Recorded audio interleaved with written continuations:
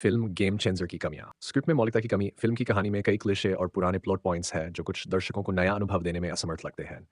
कहानी में ट्विस्ट और टर्न्स होते हुए भी वह कहीं कहीं पहले देखी हुई प्रतीत होती है, जिससे फिल्म में ताजगी की कमी महसूस होती है। डू कमजोर संगीत।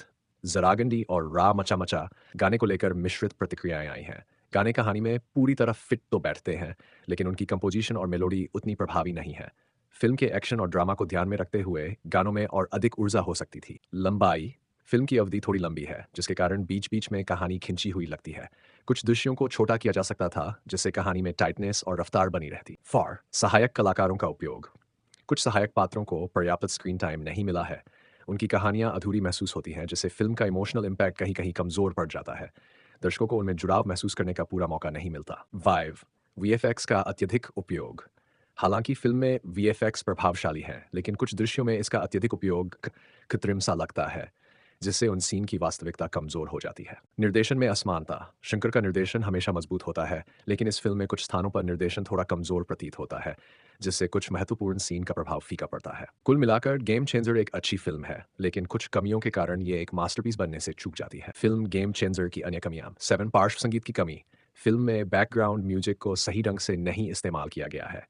कुछ एक्शन और इमोशनल सीन में म्यूजिक का असर कम है, जिससे उन दृश्यों का प्रभाव उतना गहरा नहीं पड़ता जितना होना चाहिए। अति नाटकीय संवाद। फिल्म में कई संवाद अत्यधिक नाटकीय हैं, जो कुछ जगहों पर बनावटी लगते हैं। दर्शकों को सीन में खींचने की बजाय ये संवाद कुछ दृश्यों में स्वाभाविकता को कमजोर कर देते हैं। संवादों में थोड़ा और वास्तविकता होती तो बेहतर होता। 9 मुख्य खलनायक की कमजोर उपस्थिति।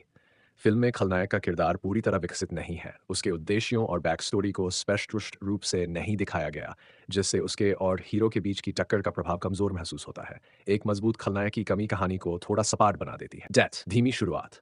फिल्म का शुरुआती हिस्सा काफी धीमा है, जिससे दर्शक शुरू में कहानी से जुड़ने में मुश्किल महसूस कर सकते हैं। कहानी की असली पकड़ दूसरे हिस्से में जाकर बनती है, जो कुछ दर्शकों के धैर्य को परख सकती है। किरदारों का सतही विकास। फिल्म के कुछ किरदार सतही और अधूरे लगते हैं, जिससे उनके निर्णयों और भावनाओं का प्रभाव दर्शकों पर नहीं पड़ता। कहानी के इमोशनल पहलुओं को गहराई देने के लिए किरदारों का विकास और गहराई से किया जा सकता था। एक्शन सीक्वेंस की ओवर स्टाइलिंग। एक्शन दृश्य अच्छे हैं, लेकिन कुछ में स्टाइल को वास्तविकता से ऊपर रखा गया है, जिससे वो नाटकीय तो लगते हैं पर विश्वसनीयता पर असर डालते हैं।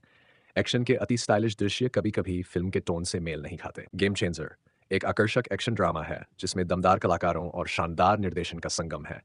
हालांकि इसके कुछ खामियों और कमजोरियों के कारण यह दर्शकों को पूरी तरह से संतुष्ट नहीं कर पाती है। फिल्म गेम चेंजर में एक रोमांचक और गहरे प्लॉट को दिखाया गया है, जिसमें रामचरण ने मुख्य भूमिका निभाई है। फिल्म एक्शन, रोमांच और ड्रामा से भरपूर है।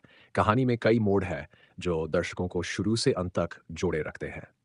इसमें रामचरण ने एक ऐसे व्यक्ति का किरदार निभाया है, जो समाज में बदलाव लाने के लिए संघर्ष करता है। अभिनय। रामचरण ने अपने किरदार में जान डाल दी है। उनका दमदार अभिनय और एक्शन सीक्वेंस प्रशंसा के पात्र है। कीर्ति सुरेश ने भी अपने किरदार को बखूबी निभाया है और उनकी केमिस्ट्री दर्शकों को बांधे रखती है। संगीत। फिल्म का संगीत औसत है। पहली रिलीज हुई गाना जरागंडी और दूसरी रामचा मचा की समीक्षा मिली जुली रही है। दर्शकों को गानों में ताजगी की कमी महसूस हुई, लेकिन गानों ने फिल्म के मूड को पूरा समर्थन दिया है। निर्देशक शंकर ने अपने उत्कृष्ट निर्देशन कौशल से फिल्म के दृश्यात्मक पहलुओं को और भी प्रभावशाली बना दिया है। एक्शन सीक्वेंस और सिनेमेटोग्राफी बेहतरीन है। कुछ दृश्यों में वीएफएक्स का उपयोग शानदार है, जो दर्शकों को एक भव्य अनुभव प्रदान करता है। रिलीज और वितरण। फिल्म का रिलीज डेट पहले क्रिसमस 2024 रखा गया था, लेकिन बाद में पोस्ट प्रोडक्शन कार्यों में देरी के कारण इसे जनवरी 2025 को रिलीज किया जाएगा, जो संक्रांति के अवसर पर है। गेम चेंजर का वितरण जी स्टूडियोज और ए फिल्म्स द्वारा किया जाएगा। डिजिटल अधिकार अमेजन प्राइम वीडियो ने आजुमान 1.5 करोड़ में खरीदे हैं और सैटेलाइट अधिकार जी तेलुगु के पास है। अंतिम राय। गेम चेंजर एक अच्छी एक्शन ड्रामा फिल्म है, जिसमें कुछ खामियां हैं, लेकिन रामचरण का दमदार प्रदर्शन और निर्देशन